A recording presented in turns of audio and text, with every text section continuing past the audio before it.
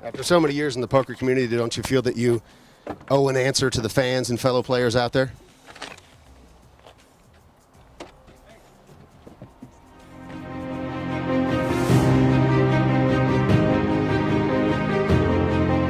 Salut à tous, c'est Paul pour la chaîne Poker Pro. Aujourd'hui, on plonge dans une histoire de folie, une histoire qui a secoué le monde du poker en ligne. Vraiment, littéralement, on va parler de Royce Hamilton. Je ne sais pas si vous le connaissez.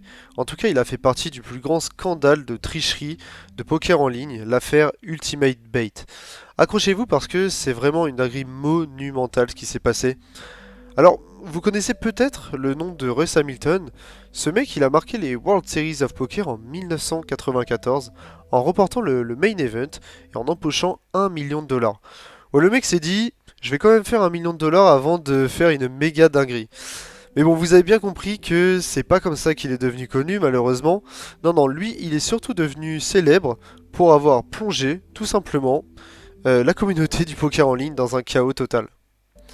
Et pour comprendre comment il a fait, comment tout ça s'est passé, on doit remonter un petit peu dans le temps. Tout commence dans les années 90. Royce est un étudiant basique. Il va à l'école communautaire près de chez lui, à Détroit. Et un jour, un de ses profs lui dit, tu sais Royce, je pense que tu pourrais faire un excellent joueur de poker. Parce que le mec voyait tellement tout mathématiquement, il était très logique, etc. Et à l'époque, il était en train de poursuivre un diplôme en ingénierie électrique, donc il avait déjà le cerveau qui tournait plutôt bien. Il avait déjà joué au poker aussi, avec quelques amis, mais sans grand intérêt. Et le commentaire de ce prof le faisait réfléchir, ça résonnait dans sa tête, etc.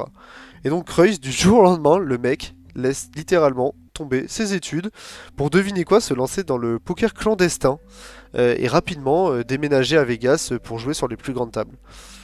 Rien que ça, le gars change de vie en 2-2, à 36 ans, il débarque à Vegas, il rejoint une équipe de blackjack en premier lieu, mais retourne vite au poker parce qu'il sait que c'est là où il peut gagner le plus d'argent. En 1988, il termine deuxième à un événement du Summer Poker Festival et en 1990, il finit aussi deuxième du Los Angeles Poker Classic. C'est pas mal pour un début. Non, en vrai, sans rire, Royce, en vrai, il est clairement doué pour le poker. Le sommet de sa carrière, comme on a dit tout à l'heure, arrive en 1994 au World Series of Poker lors de la table finale. Et devinez quoi, le mec finit par gagner, par battre Hug Vincent et remporte 1 million de dollars, plus 30 000 dollars en barre d'argent. Et c'est là aussi, forcément, il remportera son premier bracelet WSOP. Après sa victoire, il déclare un truc simple. Il n'y avait qu'une seule chose qui comptait pour moi, avoir ma photo sur ce mur et gagner le bracelet. Et donc, c'est là où on aurait pu penser que sa carrière allait exploser après ça, mais non, pas du tout. Sa prochaine victoire, elle sera qu'en 2002, en fait, sur un tournoi live, où il va le décrocher plusieurs fois des premières places, etc. Mais attendez, la dinguerie, elle fait vraiment que commencer, parce qu'après sa victoire au main event, Russ commence à bosser comme consultant pour Ultimate Bait. Et là, c'est une information cruciale parce que c'est le début d'une escroquerie monumentale. Ultimate Bait, à cette époque-là, c'est un des plus grands sites de poker en ligne, l'équivalent de PokerStar ou Winamax aujourd'hui. Mais ça va devenir le théâtre du plus grand scandale de tricherie de l'histoire du poker en ligne. Tout commence avec Greg Pearson et John Carl du nord-ouest du Pacifique. Ils lancent une société de logiciels qui s'appelle EA-Logic pour des jeux en ligne. Pearson, lui, c'est un joueur de poker passionné et en fait, bizarrement, il croise Hamilton à Vegas et Hamilton le convainc tout simplement que son logiciel pourrait être utilisé à des fins bien plus lucratives. Et donc en 2001, Ultimate Bait voit le jour. Le site propose plein de jeux comme le Texas Hold'em, le Omaha, le Stud à 7 cartes et même des jeux mixtes. Mais l'histoire sombre commence vraiment ici parce que Royce convainc clairement les deux de créer un outil de tricherie surnommé le God Mode.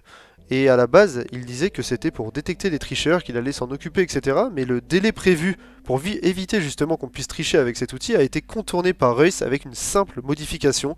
L'outil devient une arme de triche massive et à partir de mai 2004, Hamilton utilise le God Mode tout simplement pour voir les cartes de ses adversaires et tricher lui-même. Vous imaginez bien que les résultats sont terrifiants. Hamilton joue en heads-up sur Ultimate Bet avec un avantage démesuré grâce à son outil. Il a même des comptes anonymes créé pour piller des bankrolls des joueurs comme Brad Friedman, le dieu du poker en ligne à l'époque, je sais pas vraiment comment ça se prononce, et Hamilton avait créé d'autres comptes pour piller des bankrolls un peu moins fortes, tout simplement. Toutes les personnes qui se mettront sur son chemin perdront de l'argent.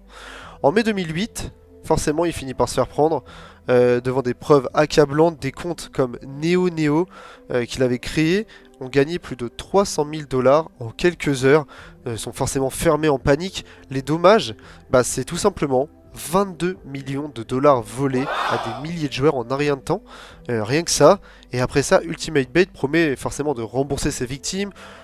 Beaucoup se sentent floués. La société écope d'une amende de 1,5 million de dollars avec la saisie des fonds par le gouvernement américain. Les plaintes s'accumulent, Ultimate Bait ne peut même plus payer et en 2013, les autorités trouvent des enregistrements montrant Hamilton et personne admettant tout simplement au téléphone discuter des moyens pour pouvoir couvrir tout ça.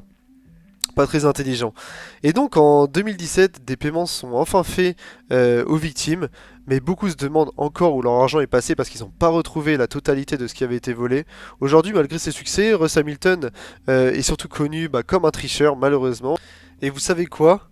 Royce n'a jamais passé un jour de sa vie en prison. Quand on connaît le gouvernement américain, c'est bizarre. Mais il est désormais forcément détesté par le monde du poker, c'est tout ce qu'il aura gagné. Et bien c'était tout pour aujourd'hui, j'espère que cette histoire de Royce Hamilton et du scandale Ultimate Bait vous aura plu. En tout cas c'est une vraie leçon de vie parce que ça montre qu'on peut avoir tous du talent, du succès dans n'importe quel domaine, mais que si on triche ça finit toujours par se savoir. Alors souvenez-vous que dans le poker, comme dans la vie en général, l'honnêteté c'est la meilleure des politiques.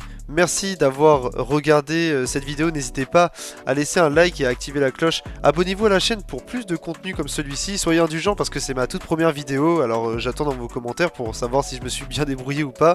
Et n'oubliez pas que pour apprendre à gagner au poker avec des vrais pros et cette fois sans tricher, vous pouvez toujours checker les liens dans la description.